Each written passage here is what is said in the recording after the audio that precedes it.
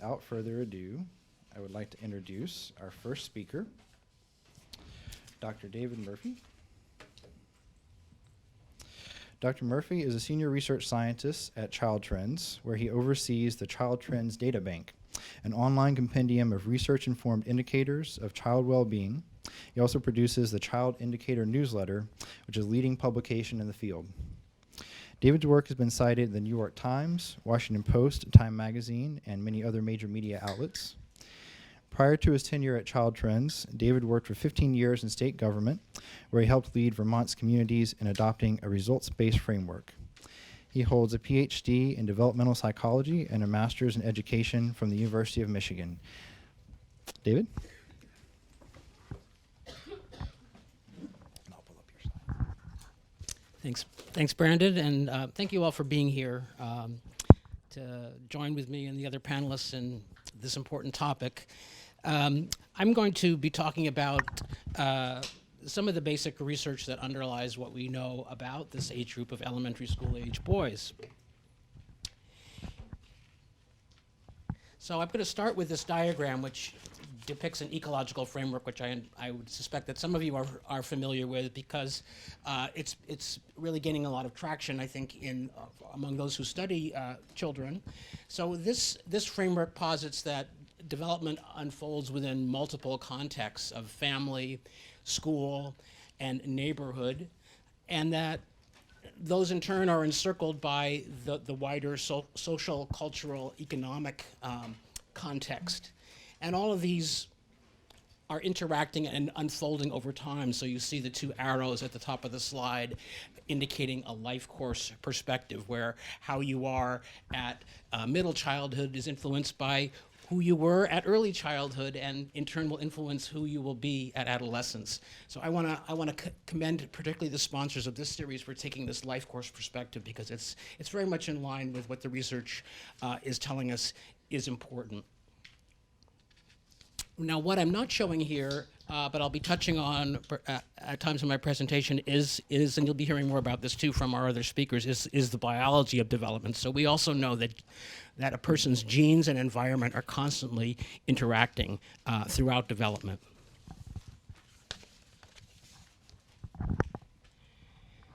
So I'm going to put up a number of indicators. I'm not going to go through them all one by one, but I want to highlight a couple of things. I think probably you've already heard, if you've been to earlier presentations, that compared with girls, boys have higher rates of preterm births, special health care needs. They're more likely to be diagnosed with ADHD, to have autism spectrum disorders, and to be in special education. They're more likely to have difficulties with self-regulation and social skills. Now, some of these gender differences that you'll see here are relatively small in absolute terms, but taken cumulatively, they're rather striking, I think. And I will say that all the data that I'm going to be showing, unless I indicate otherwise, are for ages 6 through 10. And the primary source of these data is the National Survey of Children's Health. So some people have speculated that that boys may have what's called a differential susceptibility. So they may be more susceptible both to risks, but also more susceptible by the same token to interventions that may be brought to bear on making things better for them. So I'll just put that out there and have you consider that while we move along. So let's take a closer look at the gender gap at elementary school. We know, as I said, that boys engage in more disruptive behavior than girls do.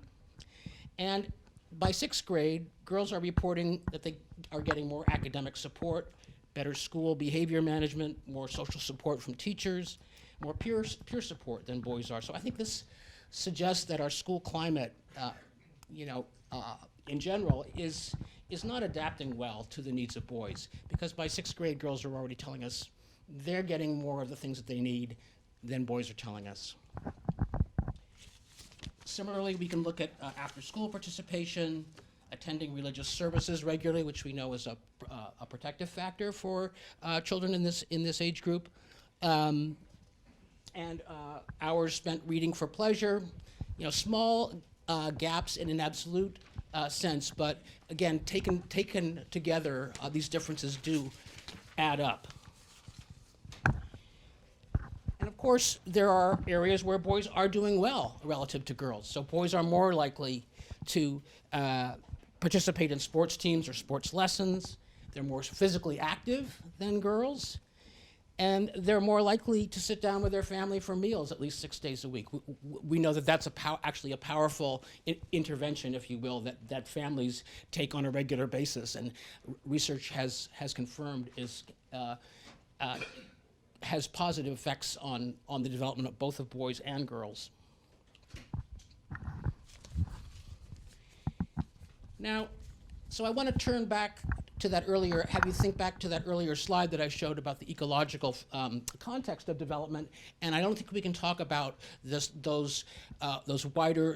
wider social context without talking about things like racism, about economic inequality, and the other forces that affect all children, even if it's somewhat indirect. So, according to some recent research, we know that police officers are more likely to see black boys as young as 10 years old as being more mature than white boys, and therefore perhaps more culpable, less innocent. We know that whites are more likely to associate faces of black boys, even young boys, with threat than they are the faces of white boys. White teachers are less likely than black teachers to have positive expectations for black boys and see them as less likely to graduate from high school, less likely to go on to a four-year college. And we know that the neighborhoods of black boys are disadvantaged by concentrated poverty, by crime, poor housing, environmental pollutants, mass incarceration of black fathers, and poorly resourced schools. So I think as many who are participating in the current conversation have noted, including the current administration's My Brother's Keeper initiative, we really can't talk about gender without also talking about the intersection of gender and race and ethnicity and some of the other disparities that exist in our society. So let's take a closer look at a couple of examples, because in some ways the disparities among boys by race and ethnicity are actually larger than the disparities between boys and girls. So let's take the first case, the group of bars on the left. Here we see that white boys are actually more likely than black boys to have a mentor-like adult in their lives. We know from research that having one or more adult figures other than a parent who cares about you and is willing to take the time to form a consistent positive relationship is an important protective factor.